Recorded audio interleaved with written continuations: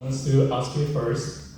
Um, uh, so, would you say that it's accurate to model humans as it's helpful to to model humans as more complicated chat GPTs with like more modalities? Morally complicated chat GPTs? No, a little more complicated chat GPTs. More complicated than chat GPTs. I don't know. Maybe I guess. Like if you want to understand how people learn, for example.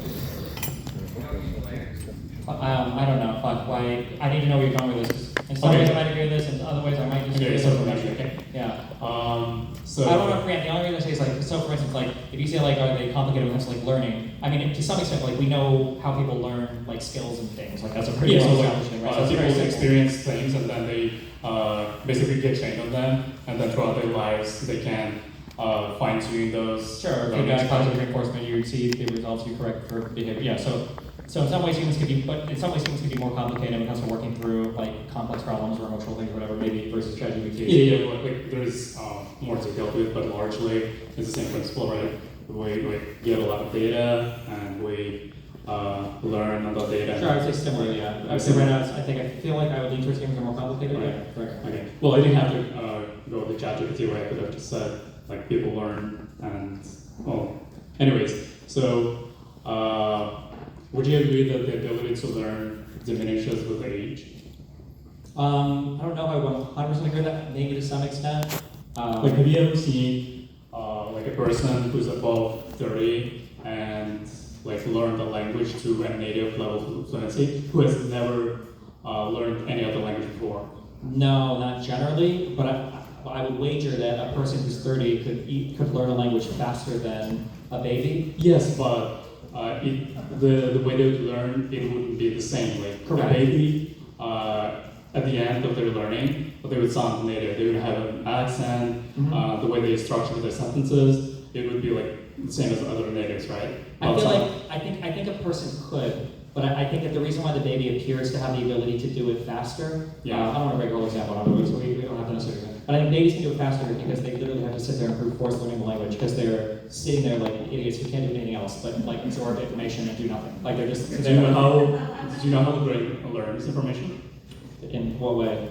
So basically, All right, real quick. So I was like, a baby has to sit there and learn when words come, when they happen, how he figures it out, just depends on what's going on. If you were a human being and you sat as a 30-year-old and you intentionally like immersed yourself in another culture, got like all the books you needed to learn a language, and like put together a comprehensive plan to go from like start to finish to try as hard as you could, like to be fluent in that language. I think that if an adult could learn a level of fluency faster than a baby, if it was an intentional approach. but it's not native level fluency. They would still have an accent. They still. I mean, you could learn the accent if you did the full immersion. No, it wouldn't be the same. You don't think you could do it? It's literally 0%. impossible for a 30-year-old. Okay, I will give $1,000 to anyone who will find me somebody who's above 30, who has never learned a single language before, who can learn like a new language to native fluency. Sure. Yeah. It's hard to define because like most people would never, at that age, would never do like the full immersion stuff. No, there's a lot of people, for example, like rich people who I don't know want to find a new hobby, like maybe like try learning a language. But in any case, okay. So the way people learn information is by forming synapses between brains, between neurons in the brain, right? Yeah. And basically, when a child is born, they have a lot of neurons, but they're not connected with each other. And then I think in the first 2 years, they form like a shit ton of connections between each other, but the connections don't mean anything at that time. And as the child experiences the world and gets new information, the connections they strengthen, and then comes pruning when unnecessary connections are removed, right?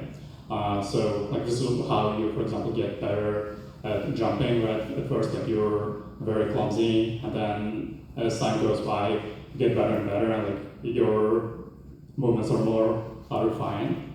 So basically, the last wave of pruning, neuronal pruning comes, I think, like in mid-20s, right? Which leads me to my next point is that, do you know like the median age of new arrival immigrants in the U.S.?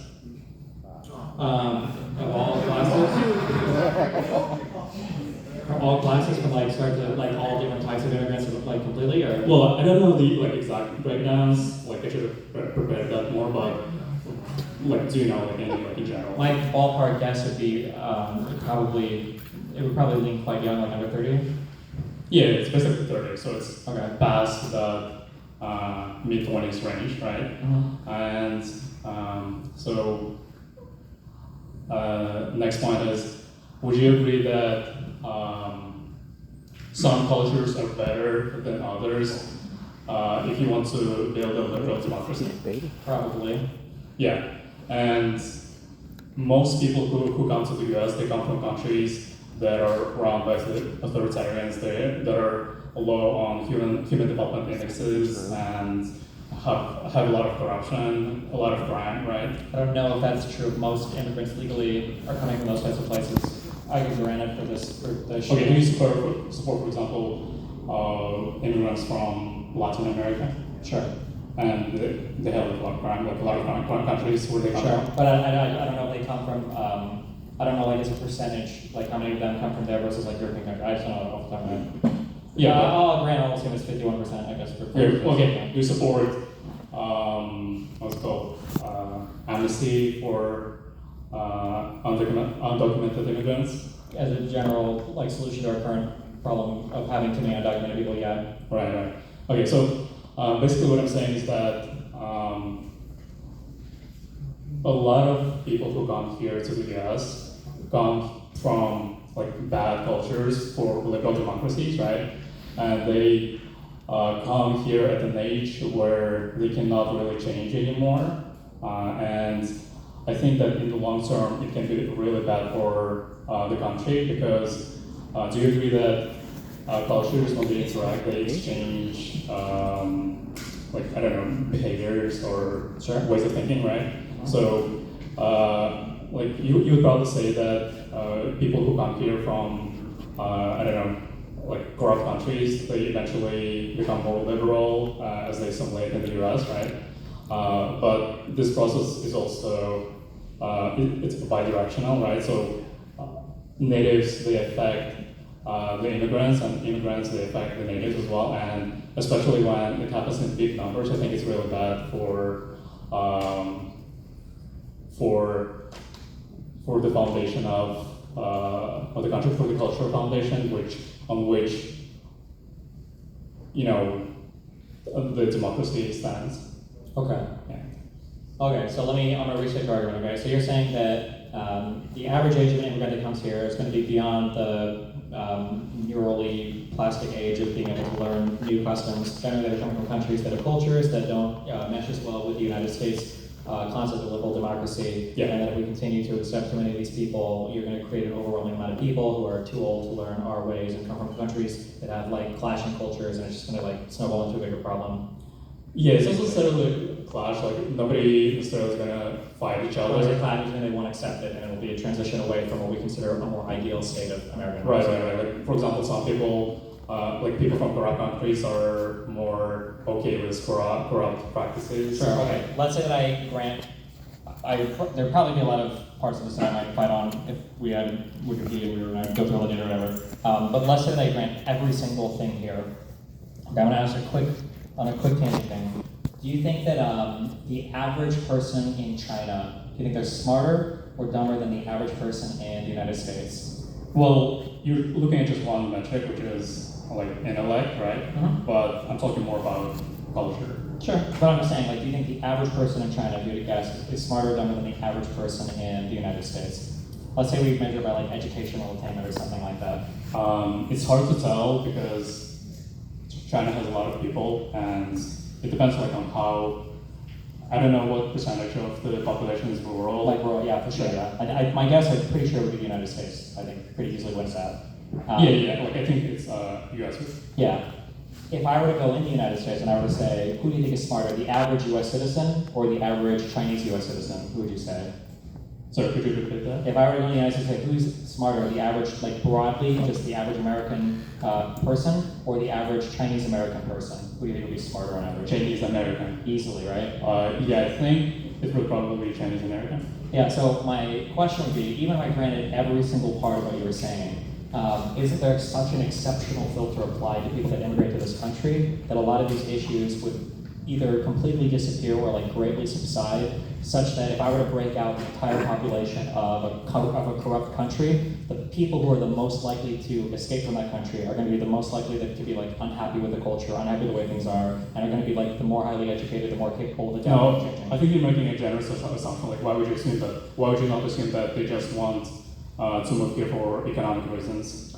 My assumption would be based on the fact that immigrating is really hard, so you already have to like jump through certain hurdles to do it. So for instance, everybody at the very least who comes from across the oceans is almost always going to be like much higher educated than the average American, much wealthier. No, not everyone. Almost, I think.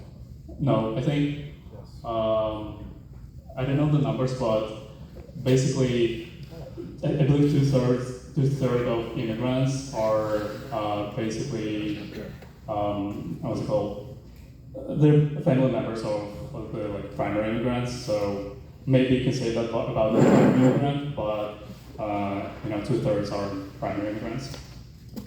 Wait, what? How did that contradict what I said? Sorry, was that? How did that contradict what I said? Well, we said that the majority of people who come to the U.S. they're exceptionally Probably from across the ocean, they're going to be probably exceptional people from their countries, right? Like if you were set up and you live in like Somalia, fuck this place sucks.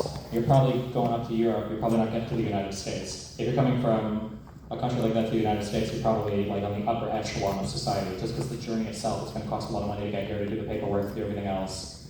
Well, maybe but the thing is, they still get trained on that, on that country's culture, right? So they still carry a lot of the They just carry some of the beliefs, moral values. But like if I look at if I were to break out the composition of like U.S. culture, like right now, Yeah. I would probably say that there are a lot. My guess would be that if we were to sit down and like do questionnaires or whatever, there's probably a lot of immigrant groups that I would say far more cleanly aligned with my concept of U.S. democracy versus like say the MAGA movement as an aggregate that I would say is completely and totally in support of something that is absolutely fundamentally, foundationally oppositional to U.S. liberal democracy.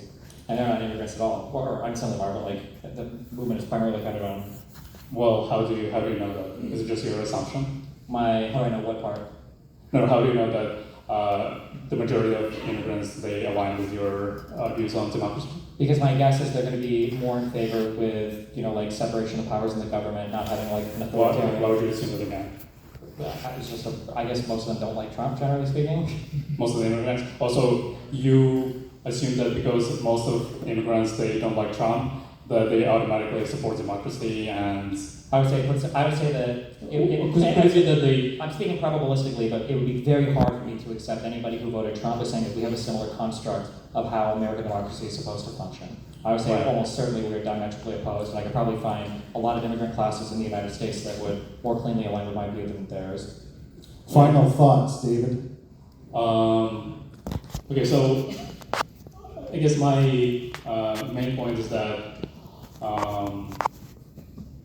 I guess I'll give a point and then you can respond. So I've heard this argument before a lot of different groups of people. I guess the weird thing that's happened is I always try to look in the United States where do I feel like this immigrant problem has fundamentally changed the contours of U.S. liberal democracy in some places. After 9/11 in the U.S. we were told that Sharia law was coming here and Muslims are going to invade and set up mosques everywhere and fuck shit up. After all the illegal immigration from Latin America, I was told that Mexicans are going to take over and do some crazy shit and everything. And the biggest thing that I see right now that's corroding all of the U.S. democracy is the white evangelical American movement. I think they're the most fascist-oriented, anti-American, anti-constitutional, anti-republic, anti-democratic, anti-American ideology that I've seen, and it's huge and it's massive. It's corrupted and corrosive and it's pervasive. And I guess it's just weird because I always thought it was supposed to be a big group of immigrant caravans from Latin America or people from Nigeria or Kenya taking over. That's what my question would be. Why But maybe you don't agree with my assessment of MAGA, so we would be fundamentally closer. But that was my feeling. I don't know why that never happened, or it didn't seem to happen. Maybe it didn't have enough time to happen. But like now, I've got like white evangelical America trying to destroy my country. And you can take on that, man. Well, I think the biggest wave of immigration happened like in the last probably 20 years, right? Especially from Latin America or I don't know, like other countries, like non-European countries. And I think the Wait, can I real quick? I'm so sorry. Fuck you. Can I just jump in just real quick? So when you look at like all the yellow signs and stuff, like all these people came from like actual like super fucky places that sometimes were fascist or authoritarian or were bombing each other fucking in Ireland and all this shit, right? But those people seem to assimilate fairly well. What do you mean by similar? Like they share a common culture. Like I don't think people look at an Italian or an Irishman and be like, oh, these guys aren't like us. Not now. I mean, back then they did. They made all the arguments that they'd never be able to assimilate. But Well, do you mean like first generation or? well, the first generation would have said it, and then second, third, fourth generation are more assimilated into like U.S. liberal democracy. Yeah, I don't actually believe that, especially like for a lot of like the Latino community, right? Because they tend to just live in their own like I don't know, ghettos, right? A lot of them don't speak English very well. What do you say? Latinos? Well, South American immigrants. Okay. Undocumented illegal immigrants. I don't interact or engage with that community very much. It might be turned okay, Yeah, so I I think think he's going to keep filming. Yeah, sorry. Okay. You can answer that question and do your final thoughts whenever you go. Only 40% of undocumented immigrants are proficient in English. But yeah, I guess my main point is that like there's a good thing going on here in the West, right? Which is there's liberal democracy, and that I think the West should have higher immigration standards because, like, at the moment, what the U.S. looks for, or like the West looks for in immigrants, is just them being like highly educated, smart people, and to them not being literal terrorists, right? I think there should be another layer added to the process, which is, I don't know, like a vibe check, right? To see like if they fit the Western culture, right? And yeah. Okay. All right, thank you so much, David. Give me a round of applause.